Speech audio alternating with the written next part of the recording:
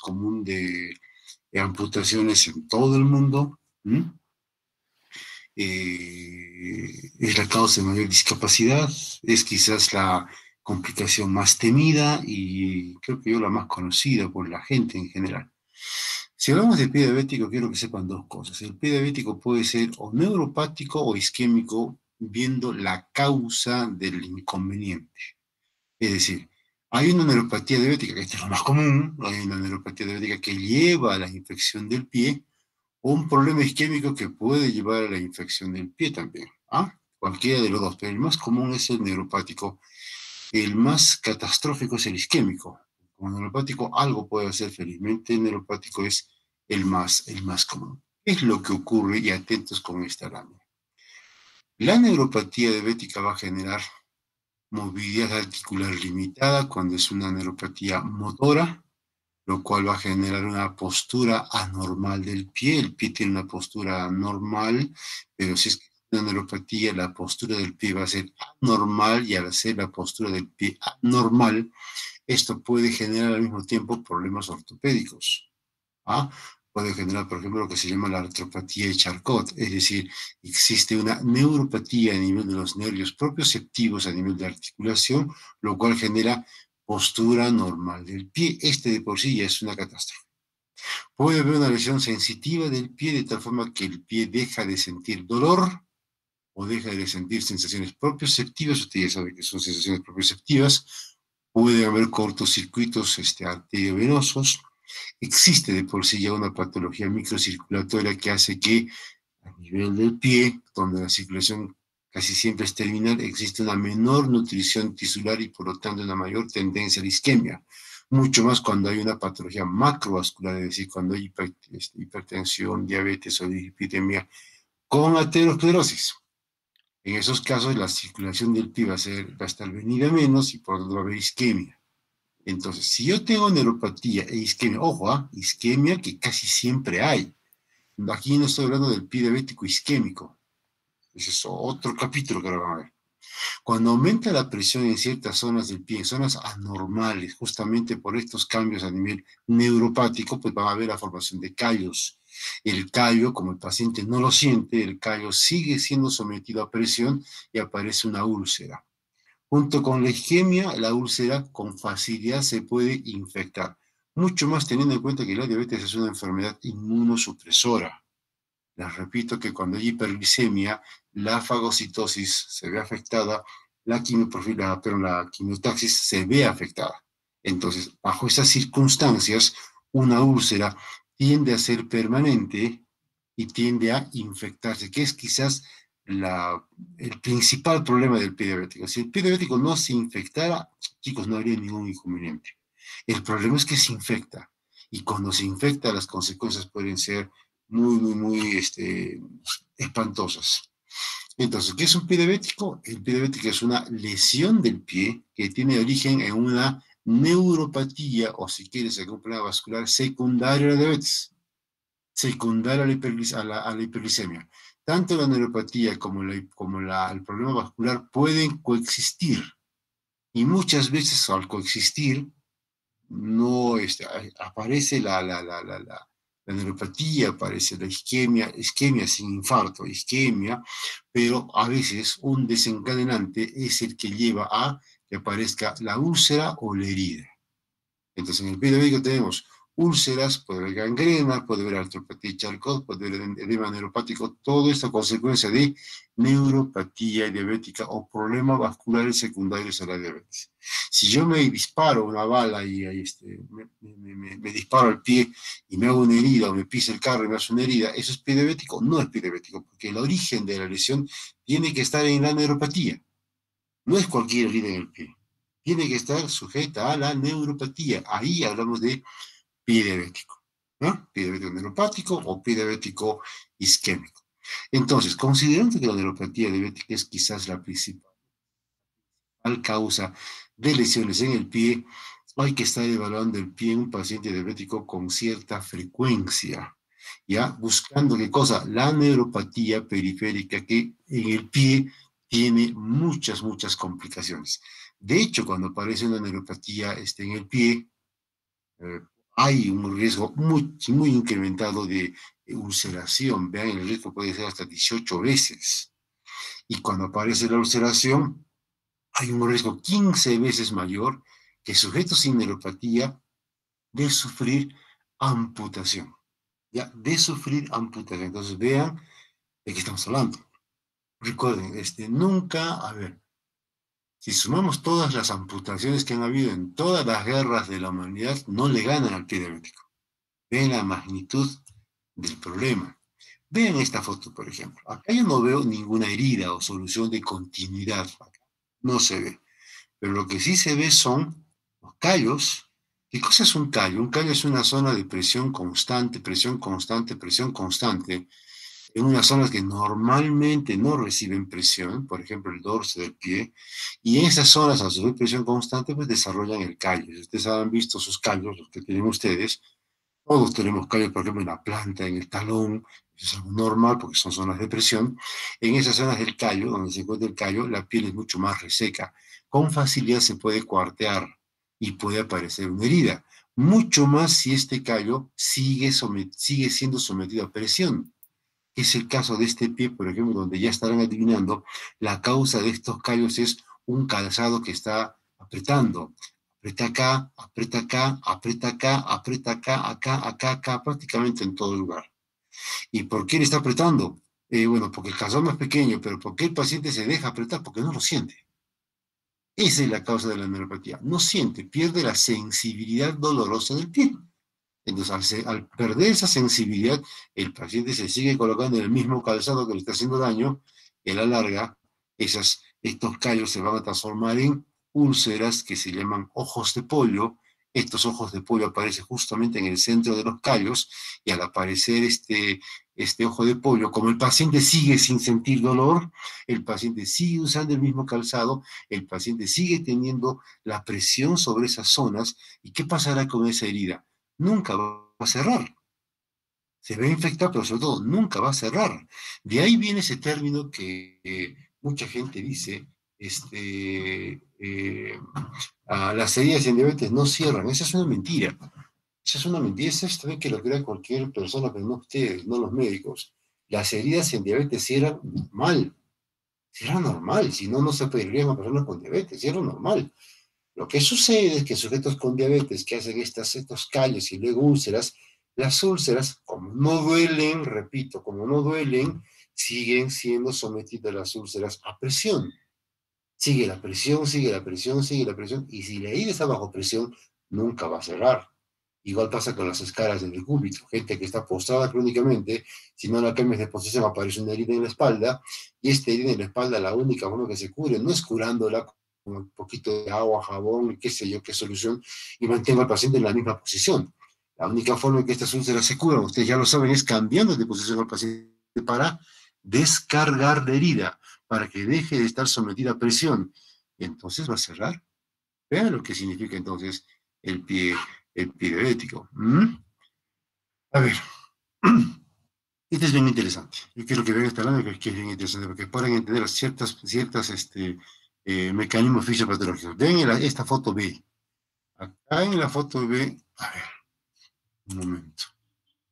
Un ratito, chicos.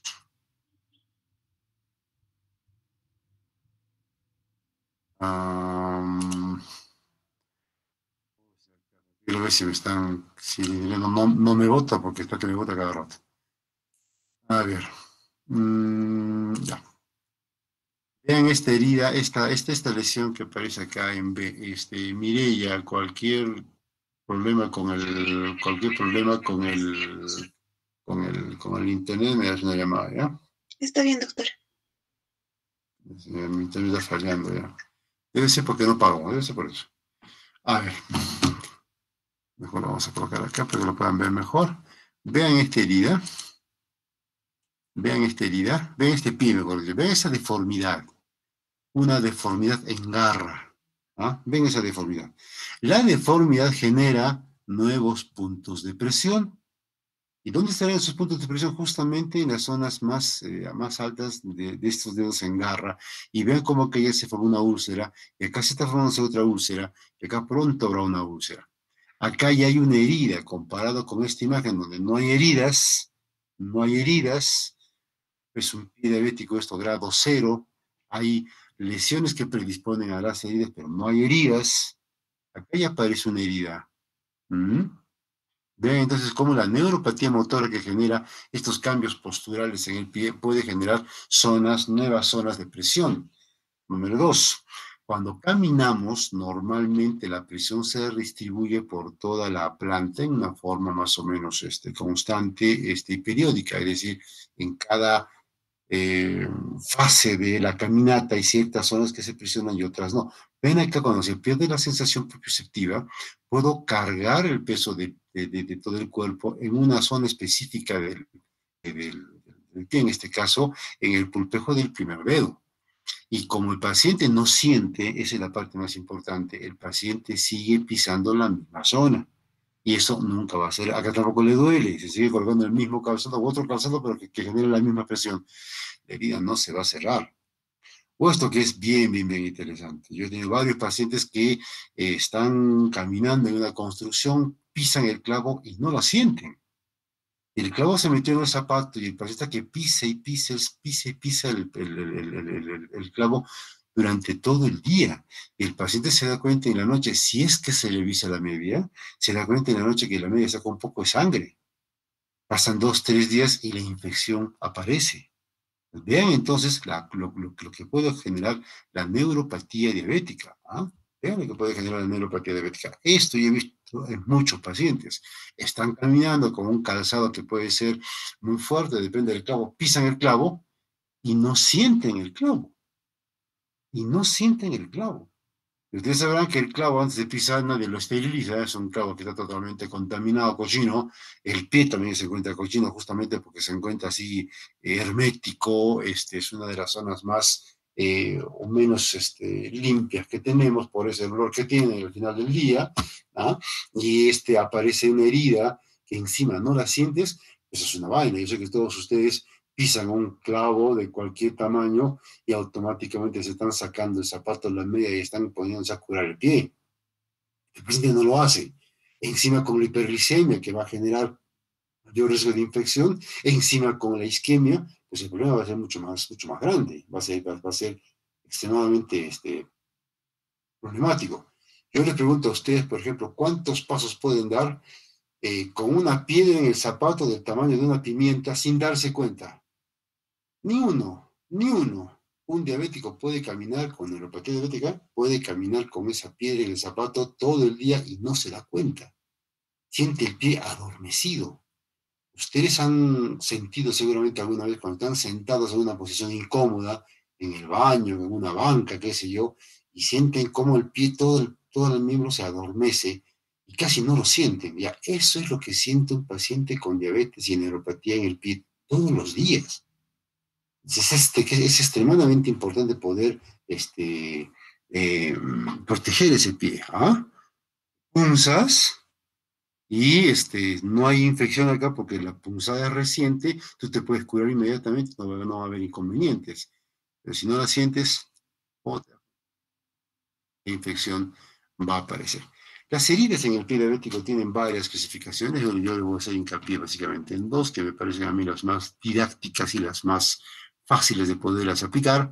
Una es la lesión o la clasificación de Wagner, que no sé si tengo por acá una foto de ella. Aquí está, este es el Wagner, para que lo puedan entender.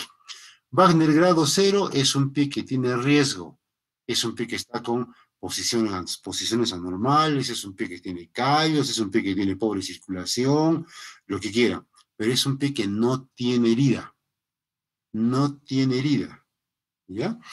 Para que puedan entender otro mecanismo más del pie diabético, ustedes anoche cuando se han metido a la cama y se han quitado la media, porque se han sacado la media, ¿no es cierto?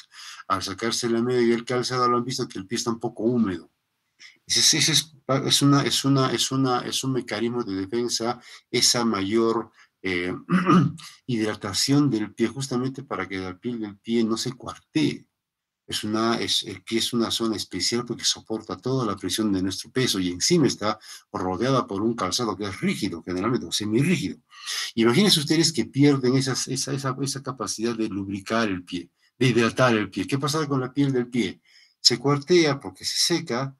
Ustedes saben qué cosa nos pasa a nuestra piel en estas épocas del año, en mayo, junio, julio, donde por el ambiente tan seco, la piel se cuartea, pues exactamente pasa lo mismo en el pie.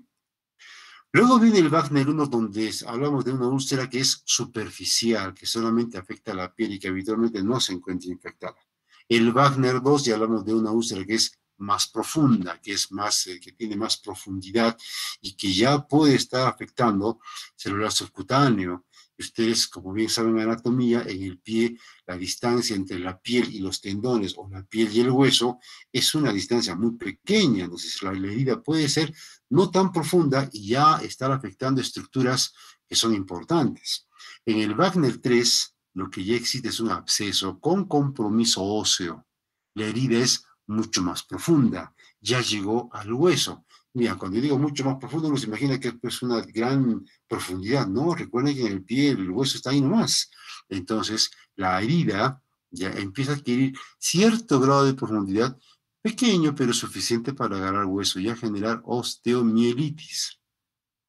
Si el problema sigue, el absceso y la inflamación pueden generar una gangrena habitualmente de la parte delantera del pie, y si el problema sigue, y lamentablemente eso es lo que ocurre con mucha frecuencia, la gangrena puede ser de todo el pie, y en este momento, ante un pie gangrenado, la única solución es la amputación. De hecho, cuando hay gangrena, la única solución es amputación. De hecho, cuando hay una infección severa, no siempre, pero la amputación puede ser la única alternativa. Entonces aquí les muestro las lesiones de Wagner con todas las características que estas tienen.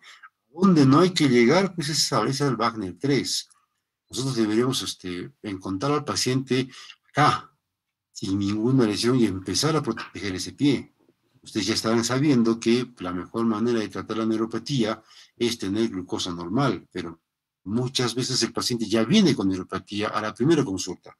Hay que evitar la úlcera superficial. Si hay úlcera superficial, hay que evitar que se infecte y así sucesivamente. Es progresivo, si se dan cuenta, las lesiones que ocurren en el diabético.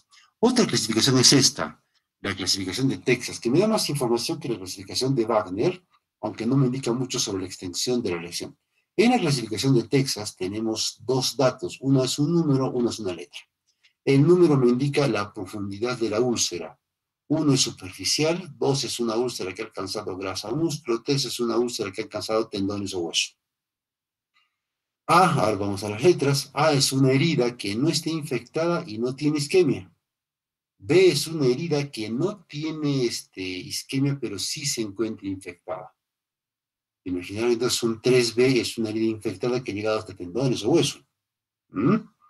C es una herida isquémica, pero sin infección. Aquí tengo la 1C, la 2C, la 3C, se imagina que llega hasta tendones. Y luego está la D, que es una úlcera que tiene isquemia y tiene infección. Habitualmente lo que es 2C, 2D, 3C, 3D y 3B es lo que habitualmente se hospitaliza. Es más, yo les diría que se hospitaliza generalmente la 2D, la 3D, que es la más frecuente, 3C y sobre todo la 3B. O sea, cuando hay infección. Recuerden entonces que en diabetes, el pie diabético, la principal, a ver, el pie diabético es complicación de una neuropatía, puede ser complicación de una isquemia, ¿ah? Pero la infección es la complicación de la úlcera, o sea, la complicación final. Y habitualmente es la que marca el pronóstico, la que marca el pronóstico. Una cosa es que el pie se encuentre gangrenado, otra cosa es que el pie tenga una gangrena secundaria a una infección. Cuando es un pie con gangrena secundaria a la infección, ¿cuál fue el fenómeno inicial? La neuropatía diabética, que llevó a que la circulación del pie, que ya se encontraba venida menos, termine con una gangrena. Este es un pie diabético mixto, es verdad, sería un Texas 3B o 3D, perdón, acá. Aquí es un 3D, es un Texas 3D, pero recuerden que si vas a clasificar este pie diabético, tendrá que ser un pie diabético básicamente neuropático, con una complicación vascular. No es un pie diabético vascular en sí, porque el pie diabético vascular tiene otra forma de evolución. Esta es la clasificación Wi-Fi, que es otra que se utiliza, no es muy popular porque es un poquito más engorrosa, donde básicamente se fija en la herida, wound en inglés, se fija en la isquemia y se fija si es que la herida tiene algún signo de infección o no. El grado 0 te dice que es bueno, no hay úlcera, no hay úlcera. En el grado 1 es una úlcera superficial que no tiene ningún compromiso isquémico, no hay gangrena. Y isquemia, para ver isquemia se evalúa lo que es el índice tobillo-brazo, es decir, mido la presión a nivel del miembro inferior y mido la presión a nivel del brazo. Hago una relación y esta relación me sale entre 0.7 a 0.8. Entonces digo que es un índice tobillo-brazo que está bien, hay una buena circulación a nivel del tobillo, a nivel del miembro inferior. Y acá puede haber una cierta infección. Cuando la úlcera es más profunda y aparece ya gangrena distal, vean que el índice tobillo-brazo ya empieza a caer. Y empieza a caer. O también algunos otros indicadores, como por ejemplo la presión sistólica a nivel del tobillo, donde ya empieza a caer a 50, empieza a caer a 70, o la concentración de oxígeno en tejidos distales, ¿qué es esto? ¿Ya? Que puede caer de 60, 40 hasta 30, como ven acá. O donde la infección puede ser un poco más moderada. Y en los casos de úlcera profunda, donde ya la gangrena puede ser mayor, donde el índice tobilloso es mucho más pequeño, donde la presión es siempre pequeña y donde la cantidad de oxígeno en esos tejidos es mucho más pequeña, donde habitualmente la infección es más severa y esa infección severa va a llevar a desfocalizar el pie, amputación o a una cura quirúrgica. Vean todo lo que pasa. Lamentablemente nuestros pacientes muchas veces llegan en este estadio o acá. Es increíble que un paciente llegue acá y no le duele el pie. Y no le duele el pie. Ahorita que es la Sanmelian, que es esta, que le estoy mostrando algunas clasificaciones más, es un poquito más, esta es la clasificación que tiene un poco latinoamericano, pero si se dan cuenta es más completo, pero al mismo tiempo es más difícil de poder aplicar. Se fija en la localización, la extensión, agravantes, tisular tiene, cuál es el aspecto topográfico que tiene de acuerdo a su ubicación, cuántas zonas se encuentran afectadas, si es edema o no, si es que cicatrización o no. Bueno, es una forma un poco más completa, pero al mismo tiempo más engorrosa. Es un poquito más difícil aplicar estas clasificaciones de Sanillan, pero que sí me dice que si tienes 21 o 30 puntos, de acuerdo a todo esto, hay una amenaza para que el pie lo puedas conservar. En lo que es terapia de pie diabético, lo que nos interesa a nosotros es conservar. ¿Qué cosa? Conservar el pie, pero principalmente conservar la vida. Hemos visto varios pacientes que por el pie diabético empiezan a hacer shocks y por más que trates con antibióticos, por más que trates con lo que quieras, mientras el foco infeccioso esté, el paciente tiene riesgo de muerte. Y a veces para salvar la vida tenemos que deshacernos del pie. A este punto no hay que llegar. Lamentablemente llegamos con mucha frecuencia porque a veces nuestros pacientes son bastante descuidados con su propio, con su propio, con su propio pie. Lo que hay que hacer es entonces intentar ubicar al paciente primero en estadios iniciales para evitar esto. ¿Eso qué significa? Educación. Decirle al paciente lo que tiene que hacer cuando ve una herida. Por ejemplo, en épocas de pandemia, la gente con una herida simplemente no acude al hospital porque tiene miedo al COVID y hemos visto varios pacientes con pie diabético fallecer secundario al pie diabético sin que tengan COVID porque no buscaron atención médica en su momento. El gran problema, recuerden, es la infección. Si el pie diabético no se infectara, no habría ningún inconveniente. Vean, por ejemplo, este pie. Lo que hay que hacer en un pie de este tipo, que es habitualmente lo que nos llega al hospital, es evitar la amputación. Estas son fotos mías, tienen copyright, pero si quieren difúndanlas, no hay problema. Hospital regional. Vean acá, a ver, esto se ve horrible, pero huele peor de lo que se ve. Ven acá un hueco, acá hay otro hueco, acá hay otro hueco. Tú pones el dedo y sale pus por todo lado. ¿No? Como decía Manuel González Prada del Perú, donde pones el dedo sale la pus. Así es un pie diabético. Metes el dedo, sale pus acá, sale pus acá, sale pus en todos lados. O sea, esto es toda una fístula enorme, un absceso enorme que hay dentro. Hay signos de isquemia, hay signos de infección, pero parece que no hubieran signos de isquemia. Y en este pie lo que hay que hacer es desbridar. Y la desbridación para evitar la amputación es de emergencia. Aunque el paciente tenga esta lesión durante un mes, y muchos médicos con bastante insensibilidad te dicen, si aguanta un mes, que aguante una semana más, no jorobes, tiempo es tejido. Más tiempo dejas esa infección ahí en el pie, más tejido vas a tener que desbridar y aparece menor pronóstico para poder salvar este pie. Eso es lo que ocurre. ¿Ah? Esto hay que desbridar urgente, sacar, hacer un corte, sacar toda la pus y todo el tejido podrido que se encuentra ahí, independientemente del olor. ¿Mm? Vean esta foto es bien, bien, bien inteligente. Este es un pie vascular puro. Pueden ver la herida, no la lesión, pueden ver la herida, acá no hay herida. Es un pie vascular puro. La aterosclerosis acompaña a un paciente con diabetes, es decir, es una aterosclerosis generalizada que ocurre en toda la economía. ¿Ah? Pero donde se ve con más frecuencia es a nivel cerebral, un infarto cerebral, a nivel cardíaco, un infarto de corazón y a nivel de miembros inferiores. Cuando es una isquemia pura, y quiero que vean bien la foto, no hay una herida, lo que sucede es que la circulación distal, que es la circulación por ser distal, es la que está en más, es la más vulnerable. Cuando tú tienes un problema de circulación puro, sin herida, no digo que no haya neuropatía, pero no hay herida. Al no haber herida y el problema vascular persiste con un buen tiempo, puede ocurrir esto. Simplemente estos tejidos se empiezan a dañar, se empiezan a volverse isquémicos, primero se ponen fríos, luego se ponen cianóticos, luego se ponen negros y poco a poco se empiezan a momificar. Ven acá que son tejidos secos, duros, momificados. Acá no hay infección, acá no hay infección, pero es evidente que este paciente va a tener que sufrir para evitar una amputación, pero para evitar una infección que puede poner en riesgo su vida, va a necesitar de repente una amputación transtarsiana, porque estas zonas isquémicas se infectan con mucha más facilidad. Es un milagro que el paciente de la foto haya soportado esa isquemia que haya llevado a que pierda prácticamente 4 dedos, muy posiblemente 5, ¿ah? Solo por isquemia, sin haber tenido lugar un cuadro infeccioso. Esto puede ocurrir, esto puede ocurrir. Y esto que ven es un caso leve, porque hay pacientes que te hacen problemas isquémicos del pie.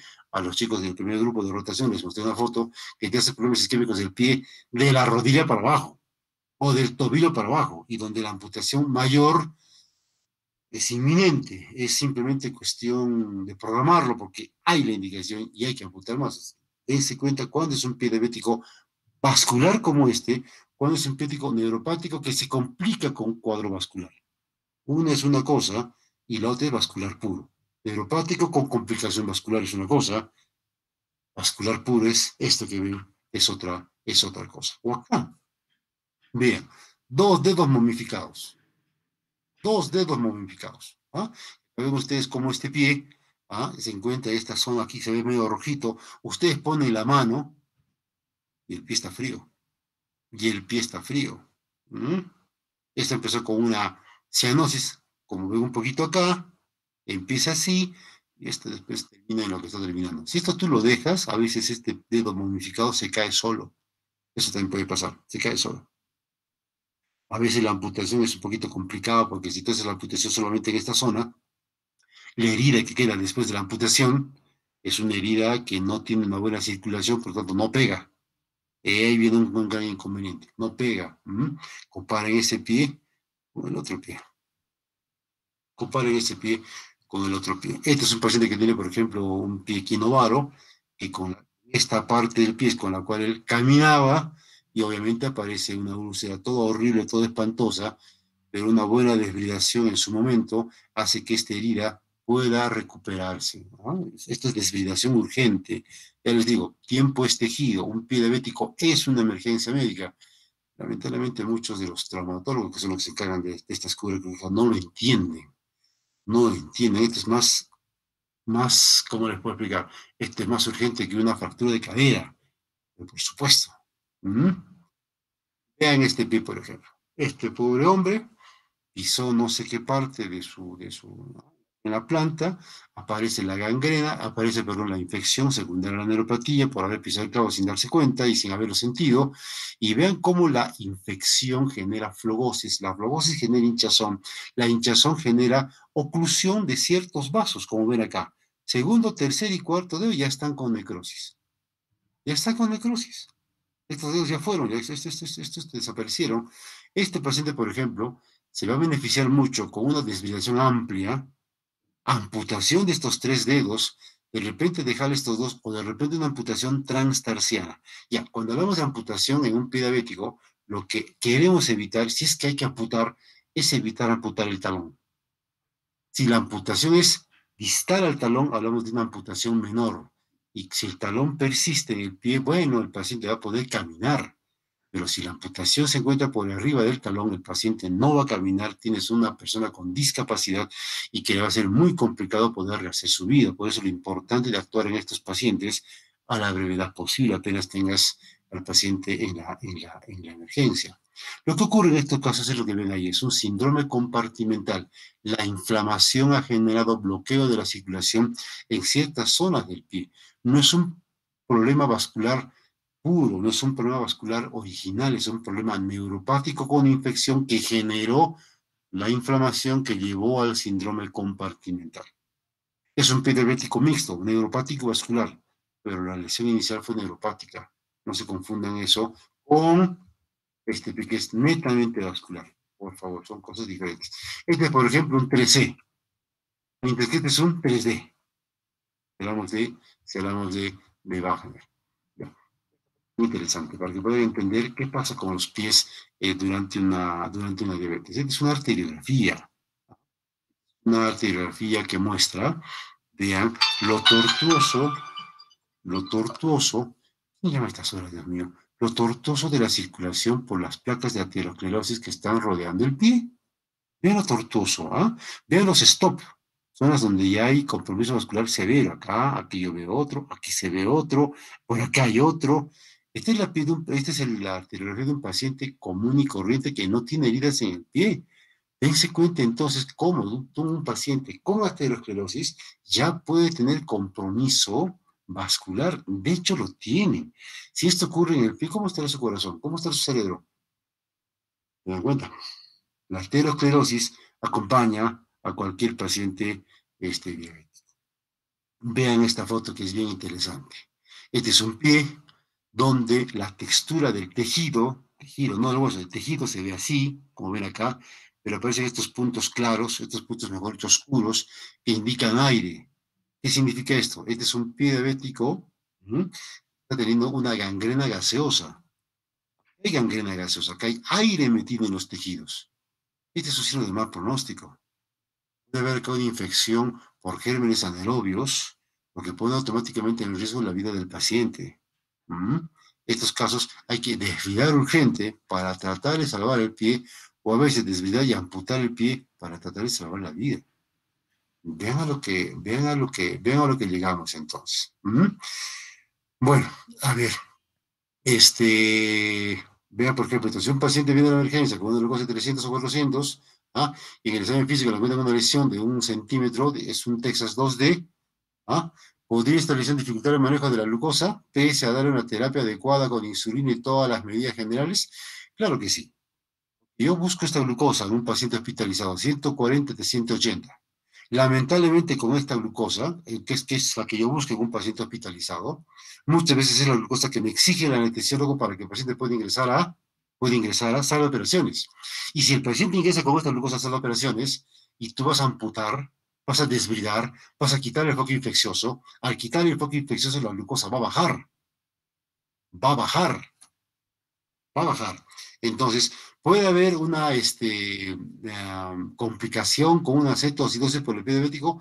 Sí, es posible, pero para eso el paciente va a ingresar insulinizado. Entonces, estos pacientes cuando van a ingresar a la sala de operaciones, hay que evitar que la amputación sea mayor, hay que tratar de que el paciente ingrese pronto a sala de operaciones y deben ingresar habitualmente para desfibrilación con una glucosa que no es normal.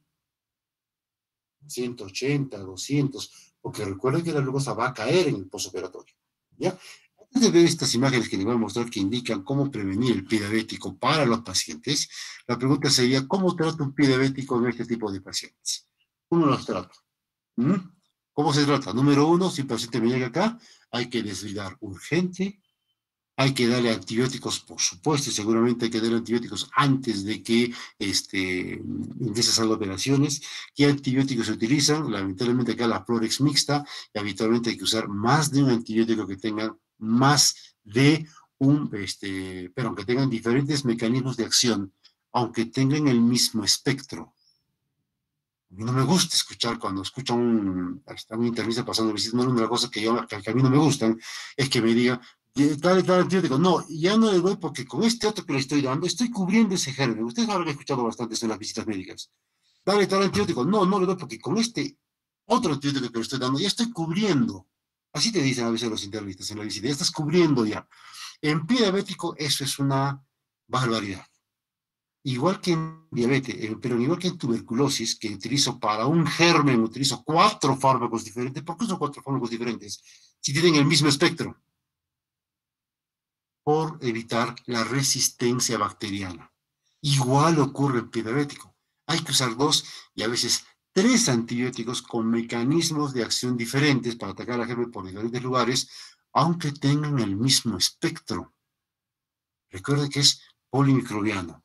¿Qué cosa más hay que hacer acá? Reducir glicemia antes de la cirugía, por lo menos a 200. Después de la cirugía, busque un glucosa entre 140, 180, más o menos. Pero sobre todo desbridar. Acá hay que desbridar. Acá hay que desbridar. Ya. Para evitar que el pie se lesione, y esto les voy a mostrar acá fotos que yo les mostraba a mis pacientes del club de diabetes. Hay que evitar usar talco, porque el talco reseca la piel del pie. Hay que evitar, cuando exista alguna herida en el pie, curarte solo. Para eso hay que curarse en el hospital o donde, en la posta, si quieres, con agua y jabón. Nada más, nada de estar usando mertiolate, queso, nada de estar usando dióxido de cloro, no, no, simplemente agua y jabón. Eso es lo que se debe usar. O acudir regularmente a tus evaluaciones del pie para ver posibles zonas de lesión. Cortarse las uñas en ese sentido y no seguir el contorno de la uña es importante porque muchos pacientes llegan con unas heridas acá, justamente en la comisura de los pies, por usar corta uñas o tijera tratando de cortarse el uñero. Ustedes saber que el uñero ya pues, totalmente se apesta, nomás cuánto germen tendrá, aparece la herida y empieza el calvario. Usar calzado cómodo, no importa que el calzado sea feo, con tal que sea cómodo, es un buen calzado. ¿Mm? Chicas, bueno, ustedes, muchos años es imposible evitar que usen esto. Como les digo a ustedes, si ustedes algún día tienen diabetes o sin tenerla, no usen este tipo de calzado. Caramba, es que uno va a la playa o uno va a la piscina y ve a las chicas que usan este tipo de calzado y se notan los callazos que tienen y cómo se deforma el pie. Es bonito ver a una chica con los pies totalmente bonitos, sin callos. Si es posible, las chicas que se... a una fiesta, también. Eso yo he visto, por ejemplo, ahora, no sé, ver a las chicas que van ahora a las fiestas, o las que iban a la fiesta de 15 años, las chicas entraban con sus tacones, pero en la mochila tenían sus zapatillas. Ustedes hablando de las fiestas así. Entran adentro y se meten al baño, se ponen las zapatillas, sacan su vestido con sus zapatillas. Excelente forma de cuidar los pies. Excelente forma. No usar medias que sean apretadas, eso también afecta la circulación del pie. Hacer deporte, mientras más camines con un calzado cómodo, ese pie va a tener una mejor circulación. Nunca andar descalzo, ni siquiera en la casa. No fumar, bueno, ya el cigarrillo creo que es una costumbre que se está dejando. Evitar contacto con el pie con fuentes directas de calor. Hay pacientes que utilizan una bolsa de agua caliente para calentar el pie, sienten que el pie está frío y se pone la bolsa de agua caliente directamente y aparecen quemaduras que después llevan al pie diabético. Y por supuesto, eso. Bajar de peso, no solamente porque te puede dar COVID severo, bajar de peso porque al bajar de peso tú vas a tener una menor presión sobre ese pie. Cuida tu dieta, pues, cuida tu dieta. Bueno, yo acá estoy en contra de la cerveza. Si tomas cerveza con moderación, un vasito al día, no hay mayor inconveniente. Esto es lo que a mí me preocupa más. Más que un lechón, la repostería. Yo creo que la repostería es la rama de la gastronomía que tiene que desaparecer. Hay más gordos por comer tortas que por comer chicharrón. Ah, les aseguro que sí. Ah, les aseguro que sí. El azúcar es adictiva, la repostería tendría que desaparecer. Y si aparecen heridas en las zonas habituales de presión del pie donde el calzado presiona, esto hay que curarlas y descargar. ¿Qué significa descargar? Deja de usar ese calzado, cómprate uno más flojo que no apriete en esas zonas y curar, curar, curar y curar ese pie. Y para evitar que aparezca la herida, usamos este examen que es el monofilamento. Es un filamento acá que aplica una presión de 1 gramo en esa zona pequeña, en 1 centímetro cuadrado, y lo que hacemos es presión hasta que hay un bucle, como ven acá. El paciente debe sentir en cualquiera de estos 10 puntos. Si en estos 10 puntos, en 4 de ellos el paciente no siente, estás ante un paciente con neuropatía diabética, hay que cuidar ese pie para que no aparezca la úlcera. Hay que cuidar ese pie para que no aparezca la úlcera. Y para que no aparezca la neuropatía propioceptiva que lleva la artropatía de Charcot, se utiliza el diapasón para detectar la neuropatía propioceptiva y pongo el diapasón en diferentes zonas del pie, sobre todo en prominencias óseas, para ver si el paciente siente la vibración del diapasón.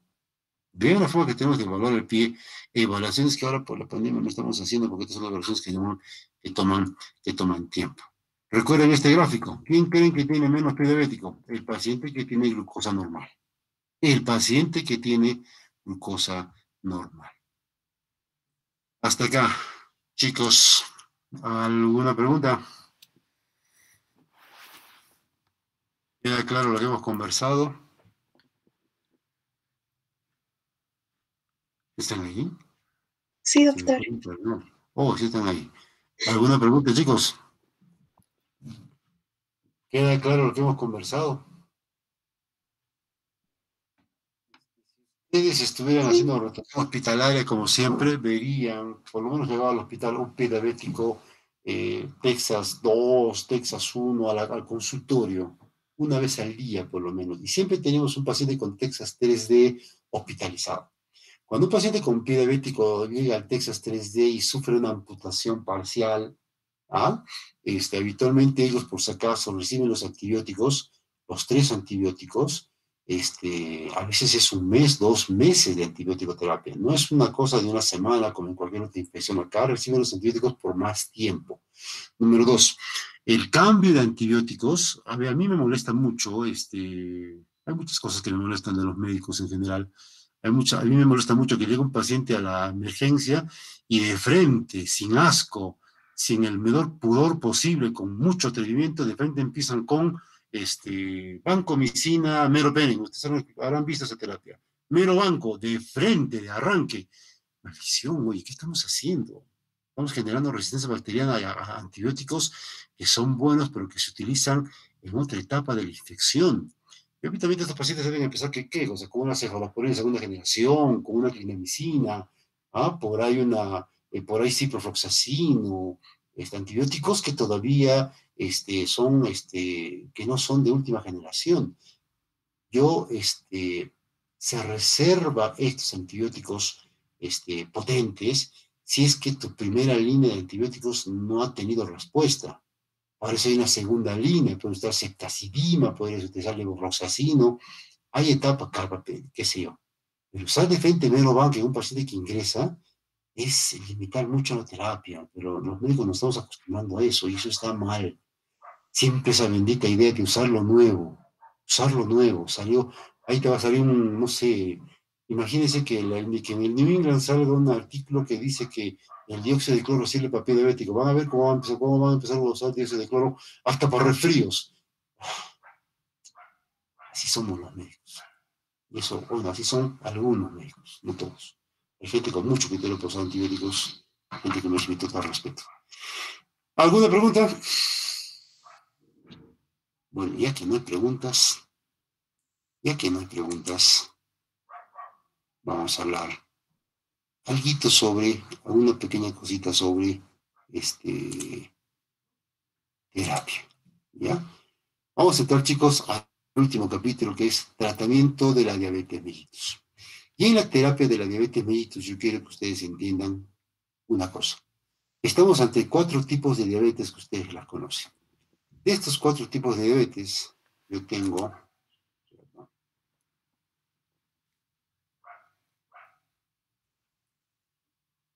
la diabetes gestacional, tema del siguiente seminario.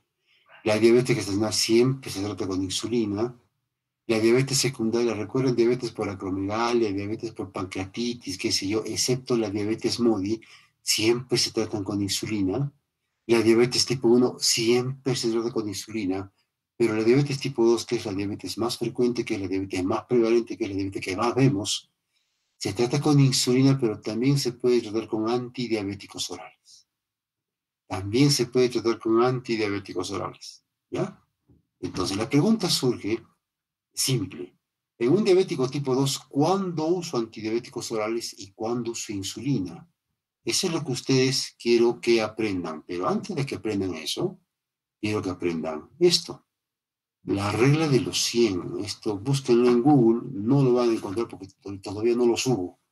Esta es una regla práctica para poder tener a un diabético controlado. ¿Cuál es el objetivo de la terapia? Evitar que la diabetes se complique. ¿Y cómo puedo evitar que la diabetes se complique? Buscando los 400 en un paciente con diabetes. ¿Ya? ¿Qué significa los 400? Yo debo buscar que el paciente tenga y mantenga una glucosa en ayunas por debajo de 100, una presión arterial media por debajo de 100, un LDL colesterol por debajo de 100 y si es menos, mucho mejor, y que, si no hay contraindicaciones, que utilice aspirina de 100 o de 81, que sé yo. En ese orden son las medidas de prevención en diabetes, lo que yo busco con la terapia. Esta regla de los 100 no lo van a encontrar en ningún libro, como les digo, se me ocurrió a mí y funciona porque tengo memoria de una cifra que se repite para cada uno de esos parámetros, 100. La glucosa de 100, por si acaso, estas medidas que ustedes ven acá son en paciente ambulatorio. En el paciente hospitalizado yo no busco una glucosa de 100, para el paciente ambulatorio. Número 2, la glucosa menor a 100, yo la busco en un paciente y tengo que lograrla mientras más joven es, con mayor razón. Un diabético de 14 años que tenga una glucosa de 120 no es una buena glucosa. Es una glucosa que te puede tranquilizar porque está cerca de la meta, pero no es una buena glucosa. Un sujeto de 70 años con 120, es una buena glucosa para ese paciente. O sea, mientras más joven soy, necesito glucosas más normales. ¿Cuánto es la glucosa normal en un diabético? Esta es la glucosa normal en un diabético. No es que el diabético tenga una glucosa que es más alta y eso es normal para él. Ese es un concepto erróneo. ¿Cuál es la glucosa normal para un diabético? 140, 150. Eso es lo normal para el diabético. Eso es una estupidez. La glucosa normal para un sujeto con diabetes es la misma glucosa normal para un sujeto sin diabetes, menos de 100. Obviamente, mientras más cerca de 100 estás, más cerca de la hipoglicemia estás. Hay que saber lidiar con la hipoglicemia, hay que saber evitar la hipoglicemia, manteniendo al paciente con una glucosa normal. Presión arterial media por debajo de 100, claro que sí, para evitar complicaciones tipo retinopatía, nefropatía, claro que sí. Por si acaso, una forma muy simple de medir presión arterial media es la presión diastólica más un tercio de la diferencia entre sistólica y diastólica. Es más sencillo. Yo veo fórmulas ahí que ustedes usan, caramba, no sé, el logaritmo de la presión sistólica versus la red cúbica de la presión diastólica, todo eso, no sé qué fórmulas extrañas tienen. Una fórmula simple, la diastólica más un tercio de la diferencia.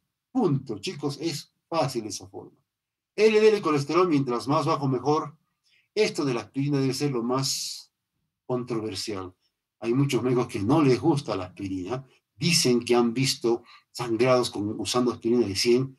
Yo no he visto esos sangrados. Hay estudios que indican que usar aspirina en pacientes con diabetes no trae mayor beneficio. Eso es verdad, hay algunos estudios que te dicen eso, pero al mismo tiempo, esos mismos estudios te dicen que si tienes un infarto del corazón, utiliza aspirina. Sí, te dicen eso. Entonces la aspirina puede traer beneficios. De repente no como estamos pensando, pues sí puede traer beneficios. No he visto yo particularmente pacientes con hemorragia digestiva con esta dosis. Con 500 sí, no con esta dosis. ¿Mm? Y para vuestra información, acá en el Perú tú puedes comprarte meropenem en banco, incluso sin receta médica. Sí, pero es un país chicha.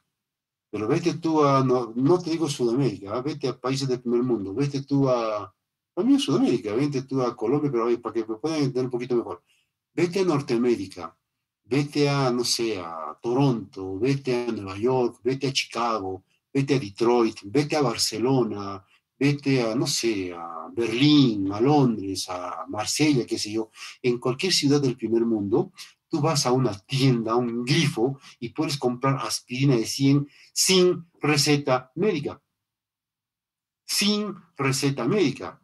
Y discúlpeme, pero la FDA, con todos los problemas que puede tener, o la Asociación Europea para el Control de Medicamentos, no van a permitir que un medicamento que tenga efectos colaterales serios pueda ser vendido sin receta médica.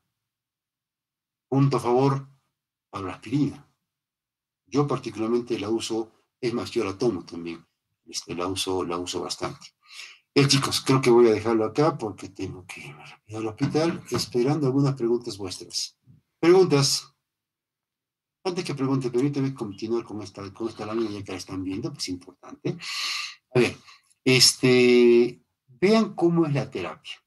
En la terapia, independientemente de qué etapa te encuentres de la enfermedad, la educación diabetológica es básica. ¿Qué significa educación diabetológica? Que el paciente tiene que saber qué comer, que el paciente tiene que saber qué ejercicios tiene que usar, que el paciente tiene que saber cuándo reconocer una hipoglicemia, cuándo o cómo usar un glucómetro. Eso es educación diabetológica. Eso el paciente tiene que saber durante toda la etapa de la enfermedad, que es para toda la vida. Luego, los cambios en el estilo de vida, que es la piedra angular del tratamiento, acompaña al paciente durante toda su vida. No vas a esperar que el paciente esté usando insulina y que luego esté comiendo de todo, esto es imposible, el paciente no se va a controlar así. Los cambios en el estilo de vida acompañan a toda la enfermedad también. Los antidiabéticos orales habitualmente se emplean en las etapas iniciales de la enfermedad, habitualmente. Y la insulina se utiliza ya en etapas tardías de la enfermedad. Cuando un diabético te dice, doctor, me va a poner insulina porque mi diabetes ya está avanzada, en parte tiene razón, pero actualmente lo que estamos usando, o lo que está tendiendo es al uso de la insulina en etapas tempranas de la enfermedad. Y tengo pacientes que les hace diagnóstico de diabetes y se están quedándose con la insulina. Pacientes con COVID que han salido de la enfermedad y persiste la diabetes, ya se fue el COVID, yo lo sigo manteniendo con insulina y se ve cuando usas insulina más temprano, ves mejor respuesta. Ves mejor respuesta, es más fácil lograr cosas normales con pequeñas dosis. Eso significa esta lámina. Ahora sí, preguntas, chicos. Preguntas, muchachos, antes que los deje. Bueno, habitualmente cuando no hay preguntas es porque tienen roche de preguntar. Esa es la principal causa de la ausencia de preguntas. Les da roche. Pregunten, chicos, sin temor. No hay problema. A ver, ¿alguna pregunta?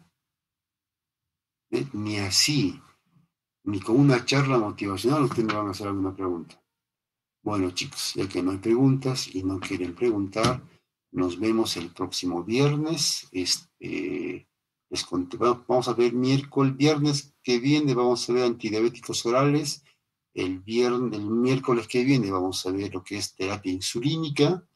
El viernes que de este siguiente viernes hacemos el seminario y muy posiblemente de este siguiente miércoles es el examen. O en otra fecha, como el examen puede ser virtual, puede ser en cualquier otra fecha. ¿Ya? El examen va a ser fuera de horario mejor para no gastar nuestros tiempos para no dar el examen a 6:30 de la mañana, pues no, eso sería un crimen. Ya chicos, ya que no tienen nada que decir y parece que estoy hablando solo con la pared, me siento loco, así que los dejo.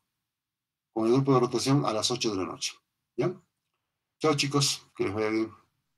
Muchas gracias.